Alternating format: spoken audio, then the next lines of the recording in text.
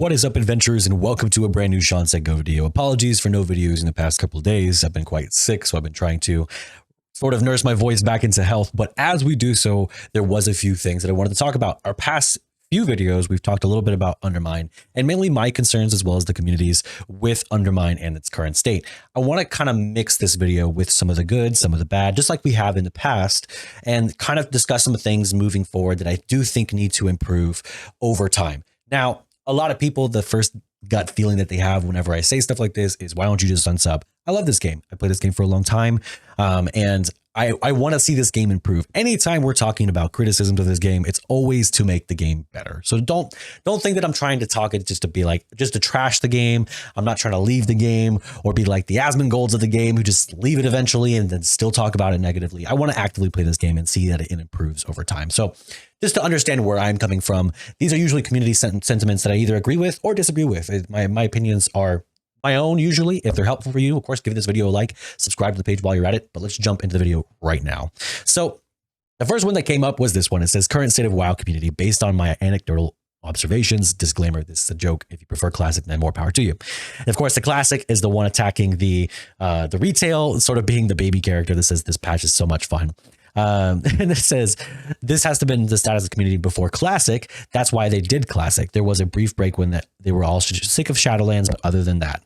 So I will say Classic did indeed come forth from the issues of retail. And a lot of people who still enjoy the game or appreciated the game didn't really have a place to outlet what they enjoyed about the game and what they remember living out. And it's totally fine that this is the current dichotomy. I don't think that people who play Classic honestly want to play retail, and that's fine too. I don't think there's an issue with it.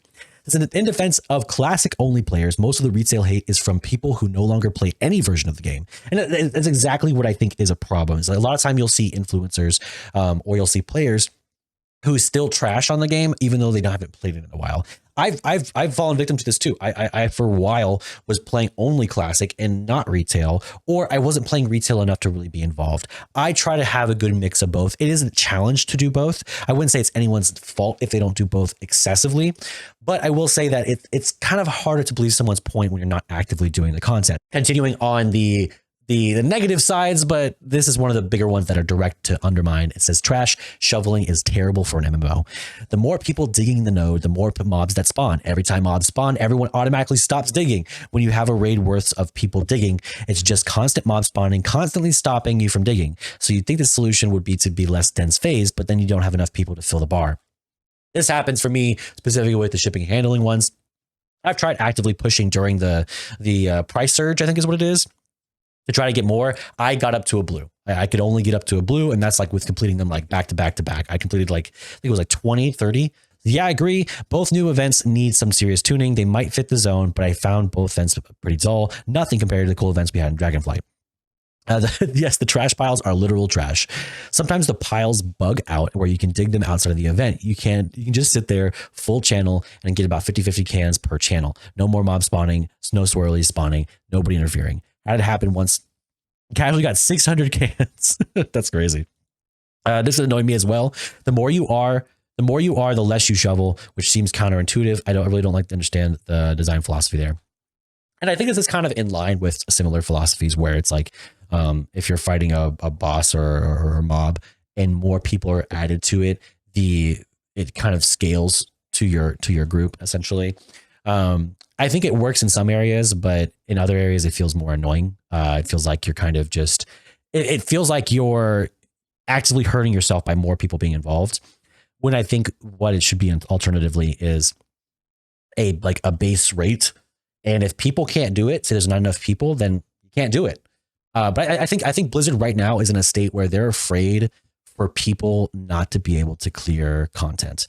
I'm not saying that every version of content needs to be most challenging and has to be unbeatable, but I am saying that if you're going to make something to where everyone's participating, make it to the level where the baseline is a challenge and requires a certain amount of people participating and doing the right thing. I'm not saying you need a raid group for everything, but why is everything so just tedious and then it just makes it longer or makes something more of a target dummy afterwards, just a random health pool? Like my example that probably won't come up here is the bosses that suggest 5 people. I don't think I've ever done this. I don't think I've ever done those in a group. I did one in a group where it was just the elite mobs. And I'm just like, why? Like, why is this a thing? It doesn't feel fun. And it was near the Bellagio, so I wanted to like explore it more and do more. But then the Bellagio is blocked off anyway, so it's not like you can't even see the inside or see what's going on because you get kicked right out. So the idea of that being like an area to explore, it's just kind of done. Like you get to sit out in the parking lot in the front of it. That's really it. But the end all be all, it's like if you're trying to make these things that are group content, make it to where you need a group. Make it to where you cannot do it outside of a group. If you're going to make it like suggested 5 players, and that's like not really, not really at all. But let's talk about some of the good. So this post says the new zone is awesome. Thanks, Blizz. One of the best environments ever created. Someone says, I like opening the doors and stuff too. The environment has me so excited. I honestly think that this is cool in some contexts, but I do think that the doors need to be highlighted a little bit better. Sometimes it's kind of frustrating when you go down to a certain floor and it's like almost like it wasn't built for that. And so it's just like it's literally blocked off because it's built into the environment. Or the alternative, when you open the door and it goes out to like a set of steps, but then like it's almost like it doesn't align with the building because it's kind of like off kilter. So that's kind of weird. I mean, you could say that's like an environment thing. I was like, oh yeah, just poor design, type of thing. But I don't necessarily follow that. I don't even listen to music in WoW, but the zone music is really peak. No, I 100% think the music is good.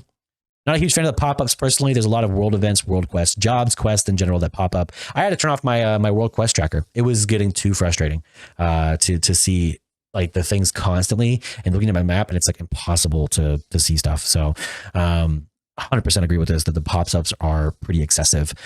Compared to 11.1 patch to Shadowlands 9.1 and Akorthia, it's staggering just how different the quality is. I've always been one to give Blizzard and WoW the benefit of the doubt because of COVID, but it just feels so good to be here now.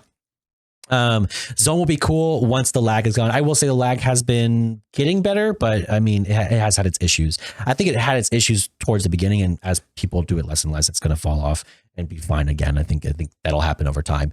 But this one says, I've been playing on it on my Goblin and it feels so cool. I actually feel like I belong, like I should be doing a side quest. I did the Tenant one and my Goblin Rogue, and I felt like a vigilante helping the helpless. Definitely the immersion is there. I think the environments and everything, like for the sky being the metal and the clouds and stuff like that, I think the visuals are really good about it. I think certain colors could stand out better because some of it kind of looks samey in the sense that I don't necessarily know where I am in the map just by looking around me. I think the Ventrico is maybe the exception to that, and then maybe the Bellagio area. But I've gotten, I don't want to say lost, but I've gotten to where I'm like, oh, this kind of looks like that other area, sort of. So it is kind of hard to tell at times where you're at. I don't know if any big street signs sort of saying, but it is kind of difficult to know where you're at in the map. It's a great zone until you go inside the buildings and you're a Tauren and can't find anything there. I started playing the first persons because so much this patch. I love the street drive is extremely addicting once you learn it. Yeah, so I will say to the people, and this is the people who have been commenting in my videos saying that, like it's easy once you learn it. Listen, I know how drive works. I was able to get gold on all the races. It's fine.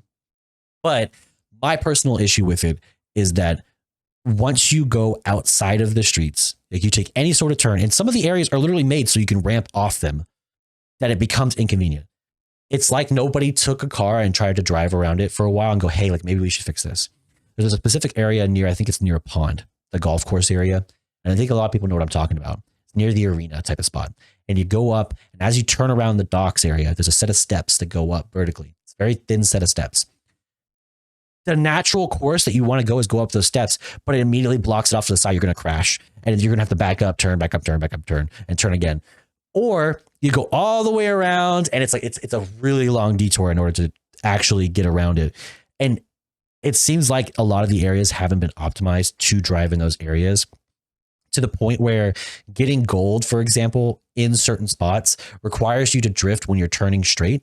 But the races are designed to only turn a few times. So you have to kind of turn deliberately while you're straight, kind of going back and forth and drifting back and forth to build up your boost meter. And I'm totally fine with that being a concept. But right now, it's just the game has too many things to collide with, whether it's a fence post or random designs or decor or fountains or buildings even, that make that impossible. The worst of it being the acid pools that sit in the alchemy sort of spots. that dismounting you is the most irritating thing in the world. I will say though, I mean, I don't do dragon races a whole bunch. The whole reset button is welcomed for sure, but I will say driving is not perfect. But moving to his other point though, going inside of buildings, even as a dwarf, it has been really hard to see. It has been really crowded. The ceilings like super, like there's like a struggle with them. I don't know how they can fix that necessarily. My only thought is that auto pan sort of fix that, but I don't like auto pan normally. To where maybe like it puts you at the most optimal angle to do that. That, or when it backs you up all the way like that, sort of make the outside surface that's above you semi-transparent in some sort of way, like a 20% transparency, so you can still see in those big buildings, because it is difficult to see when you're in those areas. But that's one of those things again that I feel like that should have been optimized by now and fixed by now. So like I don't want to give them all the credit. And just be like, oh yeah, zone's great, totally. I do think there's still issues, but that being said, I will say very immersive, very like it's solid. The next one is this has been the discussion for a lot of people. For those of you who don't know, Renzik the Shiv has their own sort of audio story, origin story for Renzik. A lot of people have praised it. I haven't gotten a chance to watch it myself, but a lot of people are saying it's really good. But as you can see, even in the first comments that come up in the new, it says, my guy has his own origin story, but no in-game voice lines. Crazy. So you can see here, it says, is it weird that this guy has no voice lines acted when everyone around him is speaking out loud? Super jarring. And I've almost entirely missed what he had to say, because if it doesn't have a bubble or anything like that, I don't catch it. And it's not always that I catch that he is saying something. Like sometimes it's just a pause, you know, and you're just like, oh. And that's been another issue as well. Interacting with NPCs in this game, they have a voice line that they'll say like, hey, how you doing? As you're reading the text, and then they're continuing to talk as you're reading the quest text. It's been way too much voice lines that overlap all the time. I had NPC like AI voice lines for like a minute, because every time I would be listening to what it was saying, it would overlap with them giving me a greeting and a goodbye. And then on top of that, them talking in the game. I'm like, I can't do this anymore. So now I've gone to like reading and almost complete silence because of it. But then this guy, complete silence. And for those of you who don't know, Screen Actors Guild, I believe it is currently on strike. And that is why their voice lines have been taken out. I can't say that their goal, that what they should have done instead is maybe done some sort of cover or someone take his place. But I will say it's kind of ruined any sort of position he was supposed to have beforehand. I went and did my research. Honestly, I did not know a lot of information about Stormwind, like SI7.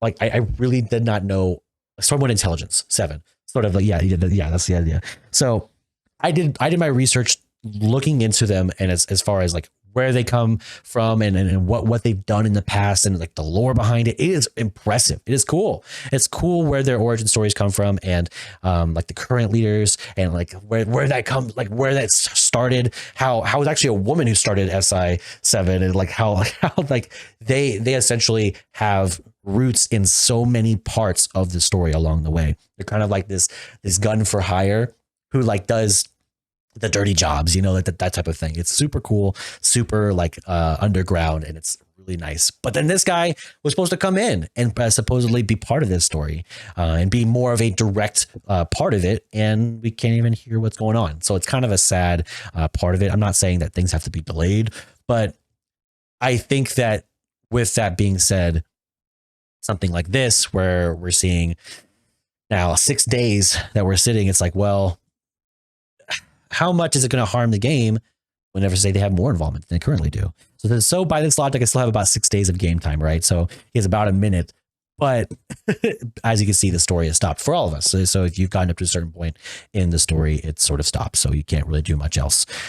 Last one I have is drive system and races. Way better after a day of acclimation. I disliked drive system in the beginning, but now I appreciate it. Like Dragon Sky Racing races much more still, but this isn't terrible as it first felt. So yeah, no, honestly, Dragon Riding was solid W. The only thing I wish from Dragon Riding is that they gave more, in the sense that you could do like more aerials and flips and stuff like that, just like randomly. But other than that, I think Dragon Riding was perfect as is, and it did a great job. So from what they learned, you can see here, they're talking about basically following the roads, not the quest arrow. I've seen it a bunch of times. once you start going direct through routes, you're going to start having issues of going like crashing into more stuff. But my argument against that is that, well, then why do you put ramps off the roads? Why do you put openings like that for you to drive through off the roads? It just doesn't seem totally logical to do that. It'd be like, oh yeah, you just got to dismount every time you get off the road because that's just a safer option. So like to me, I don't know about that entirely. But then also my secondary argument to that is shouldn't the arrow make you follow the road paths instead of just going, oh, go left. Like, and you're just like, oh, where's left? Okay, I don't really know. And then it talks about bronze, silver, and gold, basically how much you have to do. Basically for bronze, you don't really have to do anything. Silver, you have to use boost. Gold, you have to kind of like encourage boost and kind of get your turns right, your drifting right. And then drifting, of course, the idea is that you press your turn key before you press it. Otherwise, you'll just jump. And then rocket races are pretty easy. And then the last thoughts that he has is, I still miss skywriting races greatly, but appreciate the effort they went through D.R.I.V.E. and won't complain if there are more. Just please keep it up. I will say, like, what will save this is if they actually make racetracks, specific racetracks, maybe instance racetracks, instead of them being out in the world. I think it would be nice to get like loop-to-loops and big jumps and stuff like that. I think that would be cool in a way that we could go, well, you can't fully in the world get a full experience of racing, but outside the world, you can get like the full drifts and turns and that type of experience. So maybe they can add that as like a event thing, sort of like jump puzzles in Final Fantasy, where you can have these kind of instance events where people can participate in these group races. That would be kind of cool. But right now, at least it feels like to me in driving out in the world, I understand it. I get it. But at the same time, every time I crash into something and go back, I'm like, I hate this. I don't like this. It's not fun. So it just doesn't feel good. So with that being said, I hope I gave you a nice, good mix of the good, the bad of the game. I know we talked about this for the past couple of videos. There are some things that are really solid, whether it's the lore, I think that's really solid. And some of the things about the area and the visuals, the voice lines and the characters, those are good. Some of the things that are not so good, things like the factions. I don't know if I'm a huge fan of going to older areas. I mean, do I want to see the Zandalar again or those areas again? Not necessarily, but I guess I'm never against totally using old areas for other things. You know, it's not like they use them anyways now for current retail. So it's not like it's the worst thing in the world. But at the same time, it doesn't necessarily feel like it's added to the game. It's more of like it's shifted everybody over to the next thing. I hope it had been more of an integration. So there are good things and bad things with it. I'm not saying it's universal. I'm not saying my truth is the only truth. But with that being said, let me know in the comments. What are the things you like, dislike about the game right now? What's the one thing bugging you the most that needs to be fixed within the next week or so as the new content updates come?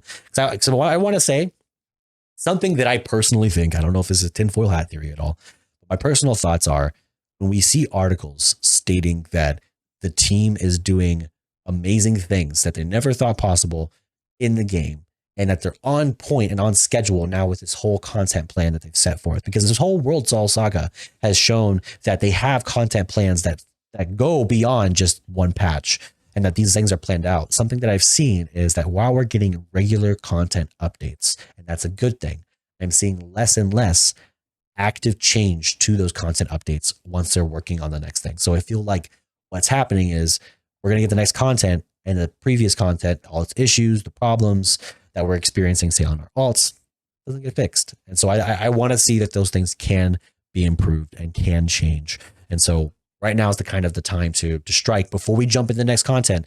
People don't care anymore about the previous content. It's like, well, it wasn't that good, or it wasn't very optimized, but we can't fix it now, or it's too late now, or now I'm too focused on Raid or Mythic Plus. So that's my thoughts on it. Of course, if you like the video, give it a like, subscribe to the page while you're at it. But of course, as always, may fortune favor your journey. I'll catch you in the next one. Peace.